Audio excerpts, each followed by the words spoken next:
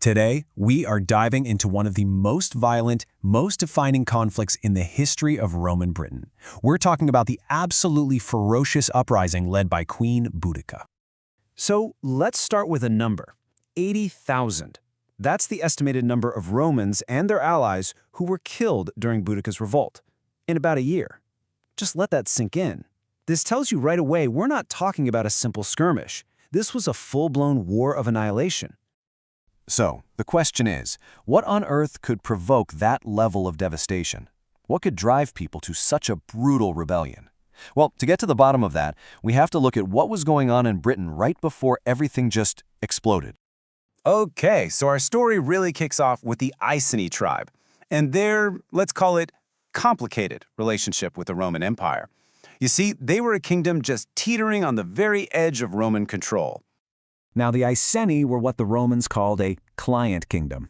And what does that mean? Well, on paper, sure, they were independent.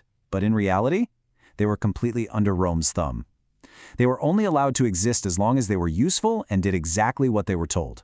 It was kind of like making a deal with a superpower, and believe me, the fine print was absolutely deadly. So the Iceni king, a guy named Prasutagus, he tried to play the game. He tried to play by Roman rules. In his will, he did something he thought was really clever.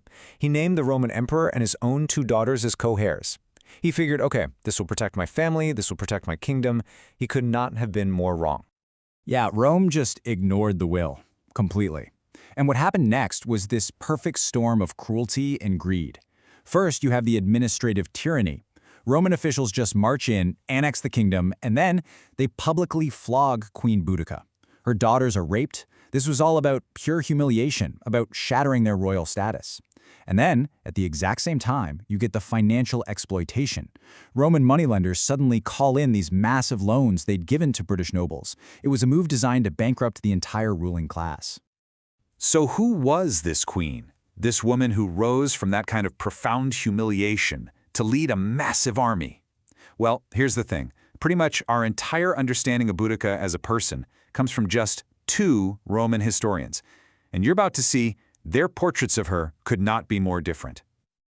And this is where you really see that history isn't just about what happened, it's about who's telling the story. So on one hand, you've got Tacitus. He was writing closer to the time of the revolt, and he gives us no physical description at all. For him, Boudica is a political leader, a formidable commander, driven by a thirst for justice. But then you get Cassius Dio, writing a century later, and he gives us this incredibly vivid, almost monstrous image.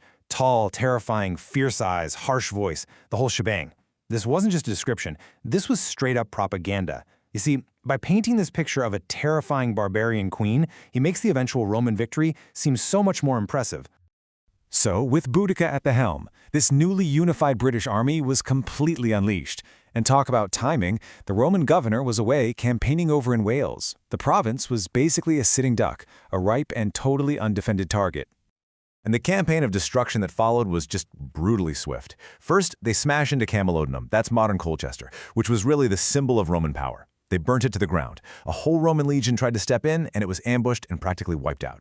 Next on the list, Londinium, London, the commercial hub of the province, gone. Torched. And finally, Verulamium, which is now St. Albans. This was a town of pro-Roman Britons, and it was sacked too. I mean, in an incredibly short amount of time, the 3 most important centers of Roman Britain were just erased from the map. And you know, this isn't just a story we're getting from some old Roman texts. We have cold, hard, physical proof. Archaeologists digging in all 3 of these cities, Colchester, London, and St. Albans, have found it. They call it the Boudica destruction layer. It's this thick, unmistakable scar of red and black ash and burned debris right there in the earth. And it's dated precisely to this revolt. It's literally history that you can hold in your hand. But, a wave of pure destruction like that, it can't last forever. The Roman governor, Suetonius Paulinus, he finally gets his act together and regroups his forces. And this sets the stage for the final decisive battle. Everything was on the line for the fate of Britain. I mean, just look at these numbers. On paper, this shouldn't even be a contest, right? The Britons had this absolutely massive advantage, maybe as much as 10-1. You'd have to think a final crushing victory was practically in the bag for them. But this battle wasn't won by sheer numbers. It was won by strategy and discipline. The Roman general, Paulinus, was a genius. He chose his ground perfectly. a narrow defile where the Britons' huge numbers were useless. They couldn't surround him. His legionaries, they were hardened professionals who fought in these disciplined, deadly wedge-shaped formations. And the Britons, well, they got overconfident. They made one single fatal error. They placed their wagons and all their families behind their army, expecting to watch a great victory. What they actually did was create a wall, completely blocking any possible escape. And that one mistake, it had absolutely catastrophic results. When that disciplined Roman line pushed forward and broke the British charge, the Britons did what any army does. They turned to flee. But they ran straight into their own roadblock. The retreat instantly turned into a bloody slaughter. And Boudica, rather than face capture and the humiliation of being paraded through Rome, she took poison. She chose her own end. And just like that, the war was over. The rebellion was utterly crushed. But the story of Boudica, and more importantly the lessons that Rome learned from her, well, that was really just the beginning. You see, standing in the ashes of its province, Rome learned a really critical lesson about running an empire.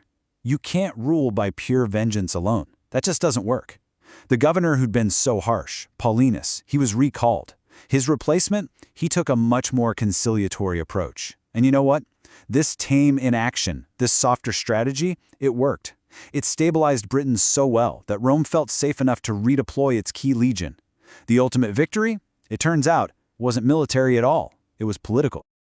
And then, for almost 1,500 years, Boudica was pretty much forgotten, a footnote in history. But then, in the Victorian era, at the absolute height of the British Empire, they rediscovered her, and they completely transformed her story. This defeated rebel queen was reborn as a national heroine, a powerful symbol of British freedom and defiance. It's why there's that incredible statue of her in London today, right near the Houses of Parliament. So that really leaves us with a final lingering question. Who was Boudica, really?